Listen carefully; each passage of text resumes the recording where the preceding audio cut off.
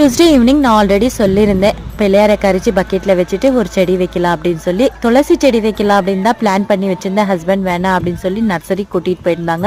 நம்ம வீட்டுக்கிட்ட இருக்கிற சுவாமி நர்சரி ஒரு 5 ஏக்கரா கிட்ட இருக்கும். வெரைட்டிஸ் ஆஃப் கலெக்ஷன் வச்சுருக்காங்க. ஆனால் நம்மளுக்கு தேவையானது மட்டும் பிக் பண்ணிவிட்டு தேர்ஸ்டே ஆஸ் யூஷுவலாக பசங்களை ஸ்கூலுக்கு அமுச்சிட்டு நைட்டு கொஞ்சம் ரீபோர்ட்டிங் பண்ணோம், காலையிலேயே கொஞ்சம் பண்ணோம். அதனால வேலை எல்லாம் கொஞ்சம் எக்ஸ்ட்ரா ஆன மாதிரி இருந்தது. ஆனால் வேகமாக வேலை எல்லாம் முடிச்சுட்டு கிளம்புறதுக்குள்ளே ஒரு 5 o'clock கிட்ட இருந்தது. ஆகிறதுக்குள்ளே 1:30 போல் ஆகிடுச்சு. ஆல்ரெடி ரூம் எல்லாம் புக் பண்ணதுனால எந்த இஷ்யூ இல்லாத சேஃபாக வந்து ரீச் ஆகிட்டோம்.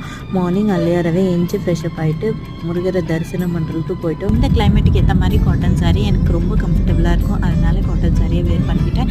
மேலே பார்த்தீங்கன்னா முருகர் ராஜ அலங்காரத்தில் இருந்தார். ஒரு 15 minutes போல் நல்லபடியாக கண்குளிர தரிசனம் பார்த்துட்டு என் வாழ்க்கையில் வெற்றி தோல்வி என்றது அவருடைய பாதத்தில் வச்சு அவர் என்னை பார்த்துப்பாருன்ற ஒரு நம்பிக்கையோடையே நான் இங்கேருந்து கிளம்புறேன். பாய்.